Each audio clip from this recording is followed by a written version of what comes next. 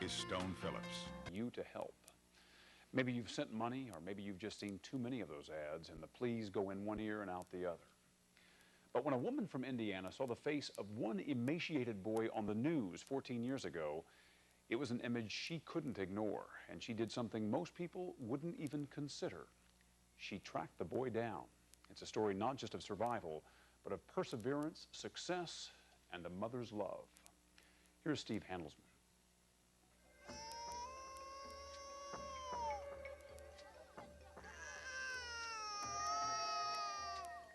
The longest stretch I've ever gone without food was about a week. Watching people suffer was the worst. I mean, I've seen a lot of people die, but it comes in so many different ways. His name is Mohammed Ag Albakay, and he went through hell.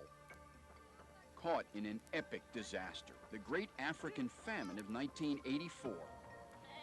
Drought struck, the grass died, then the flocks, and without milk or meat, people starved.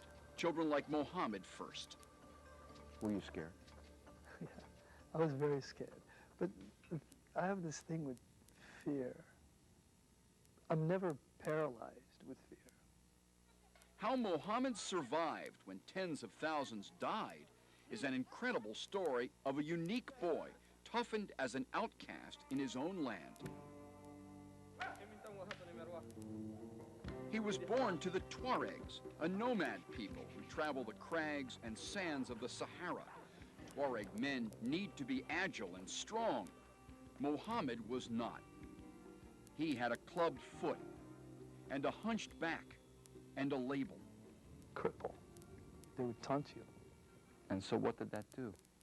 I guess it gave me inner strength, because after a while I didn't hear it anymore. A crippled boy in a tribe of nomads has little to hope for. But when Mohammed was 9, even that hope died. Amid ethnic conflict, Nigerian soldiers grabbed the boy, trucked him hundreds of miles from his family, and dumped him in the desert near Timbuktu. That's where we ran into him while covering the horrifying famine. Speak English. Okay.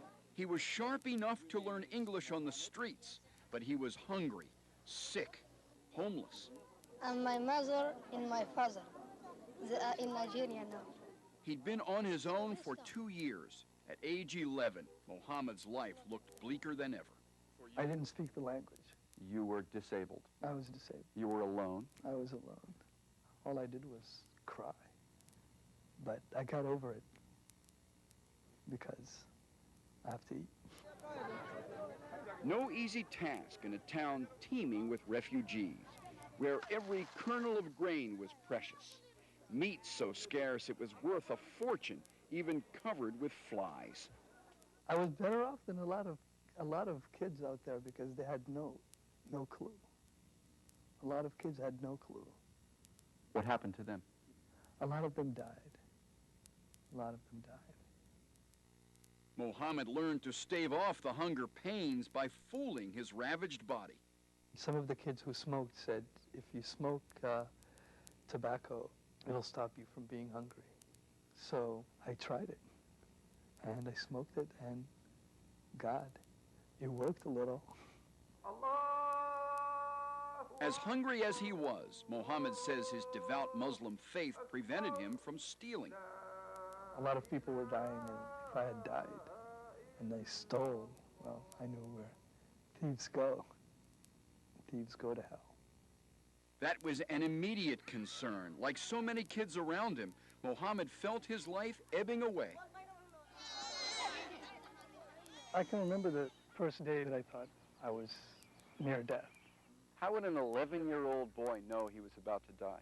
My muscles, I couldn't move a muscle. I would get up, take a few steps, and fall. So I hobbled to the market, begging for food. The store owner gave me a loaf of bread. Your life was saved. And my life was saved for the moment. And that's when we met Mohammed. He was literally begging to stay alive. Many people then give me 2 pennies, 50 pennies. If they give me, I will go to buy some food. Turns out our meeting him was no accident. I remember scoping you guys out because I saw the big cameras and I said, oh, well, definitely if I go to these people, I'll eat for at least 2 days.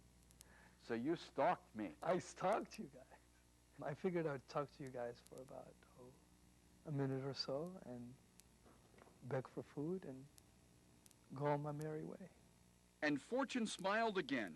2 weeks later, Mohammed spotted another TV crew from CBS. His brief interview ran in August 1985 on 60 Minutes. Are you hungry? Yes. All the time? Yes. In Indianapolis, Cheryl Schatz, a public relations consultant and mother of 3, watched the program riveted. What I quickly saw was a child with a little half smile on his face, and that irritated me and angered me very much, that any child should have to accept a life like that. For 3 days she anguished, then decided to act. And we went to bed, and as we were falling asleep, I said, I wonder if that little boy has eaten today. Then I just turned to my husband and I said, I know what I'm going to do. That child is my son, and I have to find my son, and I have to bring him home. My husband looked at me like I had lost it. And he says, where is he? And Africa? He says, big continent, Cheryl. Where in Africa? I said, some place called Mali. But back in Mali, despite the chaos, somehow a note from Cheryl got through to a missionary who knew the boy she sought. Said, Mohammed, hi. I just got a letter from these strange people in Indiana. Said, what's Indiana? Said, well, these people want to adopt you. Said, they want to what? What is that? They said, oh, they want to make you their kid.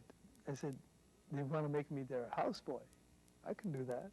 Their servant. Yeah, basically their servant. And you were okay with that? And I was okay with that. 3 square meals a day. Yeah, cool, I can do that. And he goes, no, I don't think you understand. He said, they want to take you to the U.S. I said, really? Things moved quickly.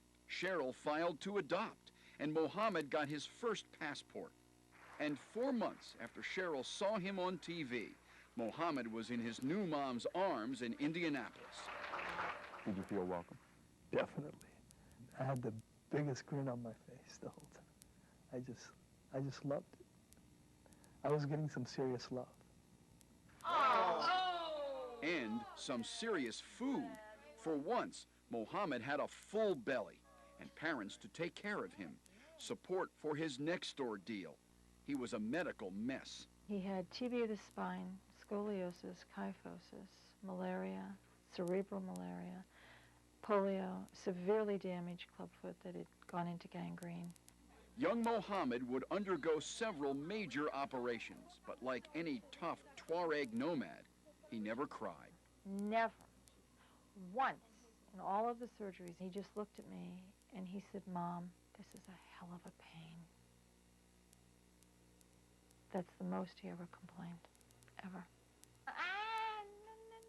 His body healing, his diseases cured, Mohammed still fought a final battle.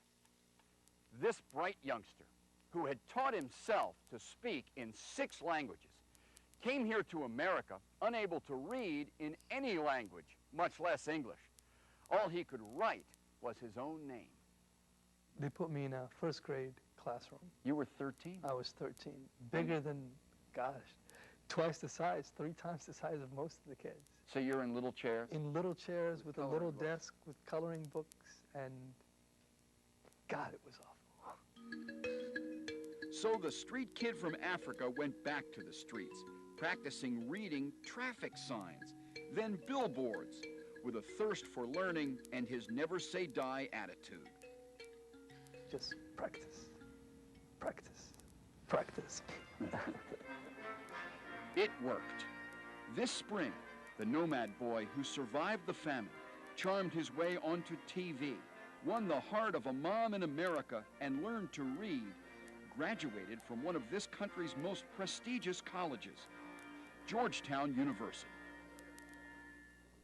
Mohammed, I'll beg you, The little boy Cheryl Shot saved is a man. It's the real thing. And Mohammed has not turned his back on his past. He majored in African and Middle East studies. This proud American citizen hopes someday to help solve the formidable problems of the world he left behind. Now my goal is to be the highest and most powerful diplomat on the planet. The top American diplomat, U.S. Secretary of State. When I first arrived here, the only thing I could write was my name, Mohammed. I don't give up when something frustrates me. I just do it. I guess I just have one of those spirits that doesn't give up.